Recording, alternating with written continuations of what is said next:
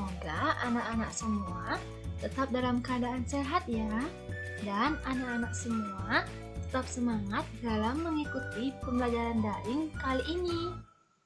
Pada pagi hari ini, kita akan belajar pada tema 3, subtema 1, hewan dan tumbuhan di lingkungan rumahku, dan pada pembelajaran 2. Nah, sebelum memulai pembelajaran, Ibu akan memberitahukan tujuan pembelajaran yang akan dicapai pada pertemuan kali ini.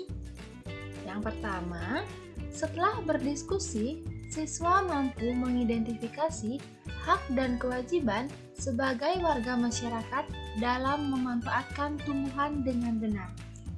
Yang kedua, setelah berdiskusi, siswa mampu menuliskan mengenai hak dan kewajiban memanfaatkan tumbuhan secara bijak dengan benar. Yang ketiga, setelah mengamati video yang disajikan, siswa mampu menjelaskan teknik membuat kolase dengan benar. Dan yang keempat, setelah mengamati video yang disajikan, siswa mampu membuat kolase dari bahan alam dengan teknik yang kreatif dengan benar. Nah, anak-anak, sebelum memulai pembelajaran, ada baiknya anak-anak berdoa terlebih dahulu ya, agar apa yang kita pelajari hari ini dapat bermanfaat dan diberikan kelancaran dalam melaksanakan pembelajaran. Jika anak-anak sudah selesai berdoa, sekarang mari kita belajar dengan penuh semangat.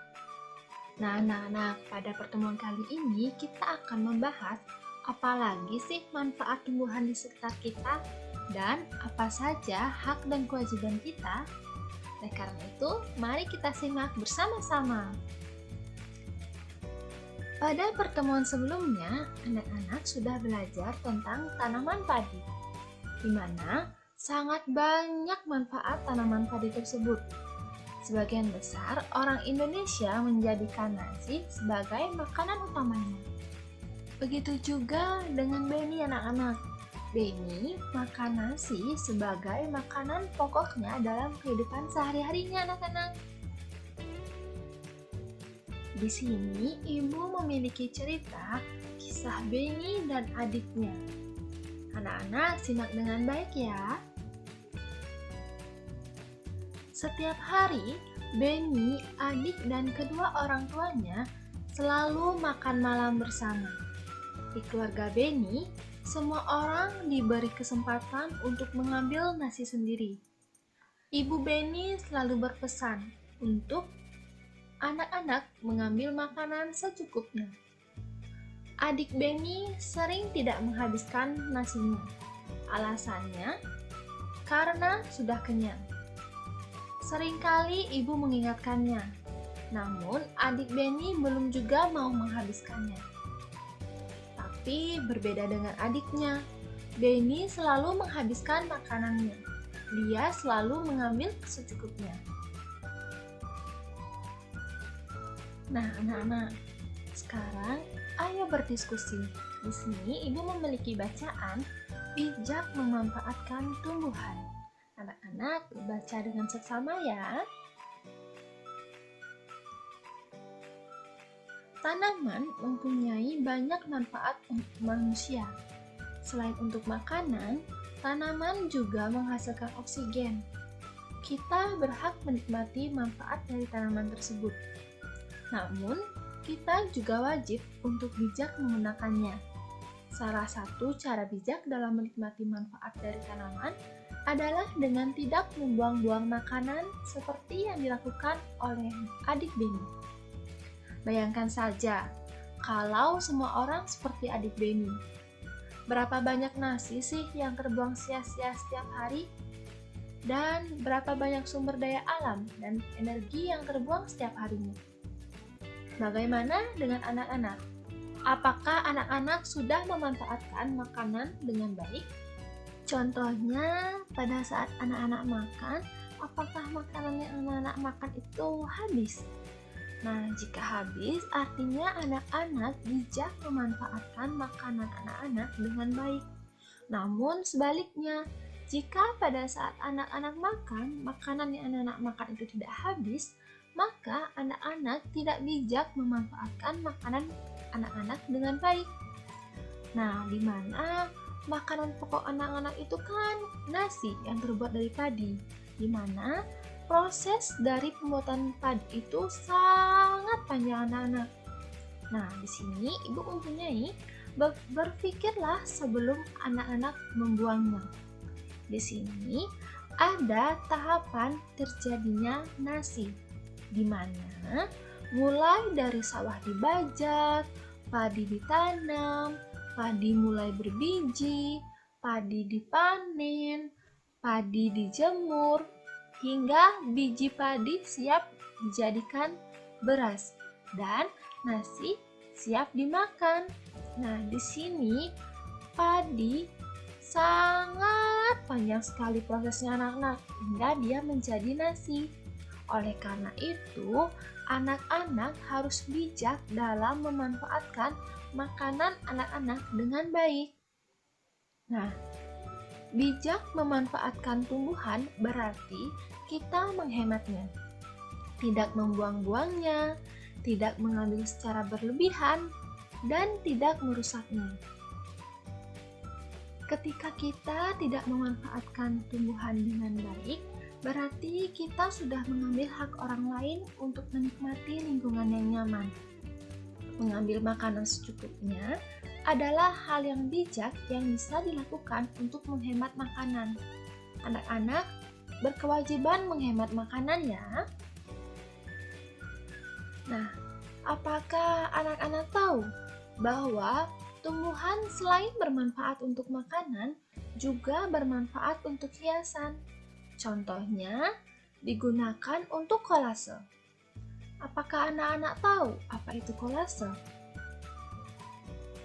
Kolase merupakan sebuah karya seni tempel pada permukaan gambar. Nah, di sini ibu mempunyai contoh kolase dan langkah-langkah bagaimana sih cara membuat kolase. Anak-anak simak dengan baik ya. Nah, ini merupakan contoh kolase yang terbuat dari tumbuhan. Nah, di sini bahan yang digunakan untuk membuat kolase itu sangat gampang anak-anak. Bisa anak-anak temukan di lingkungan sekitar anak-anak, yaitu seperti daun-daun, batang tumbuhan, lem, dan lain sebagainya. Dan alat yang digunakan sangat gampang dijumpai, yaitu anak-anak hanya menggunakan gunting. Nah, sekarang anak-anak simak ya bagaimana langkah-langkah pembuatan kolase. Di sini ibu mempunyai langkah-langkah pembuatan kolase. Nah, yang pertama, anak-anak siapkan alat dan bahan. Yaitu yang pertama bahan. Anak-anak siapkan daun-daun, batang tumbuhan, dan juga lem.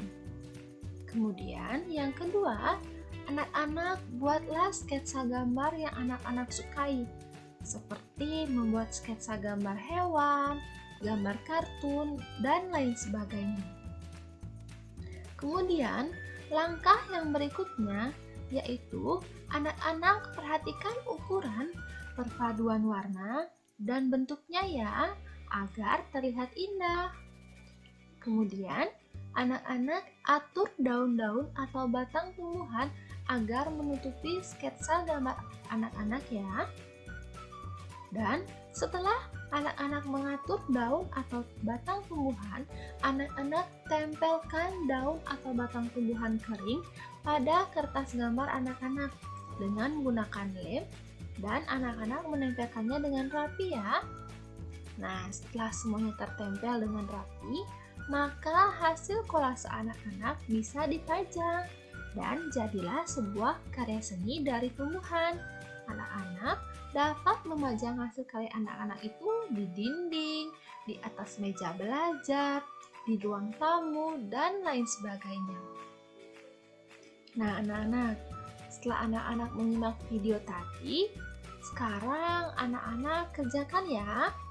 Nah, yang pertama, anak-anak tadi sudah menyimak langkah-langkah pembuatan kolase.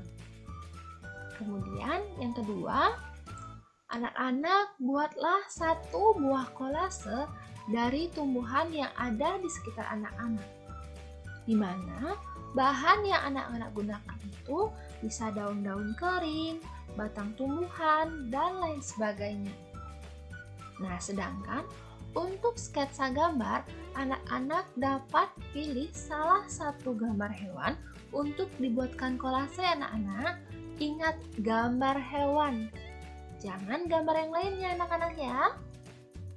Jika anak-anak sudah selesai membuat kolase, anak-anak foto, kemudian hasilnya anak-anak kirim ke WA pribadi ibu ya.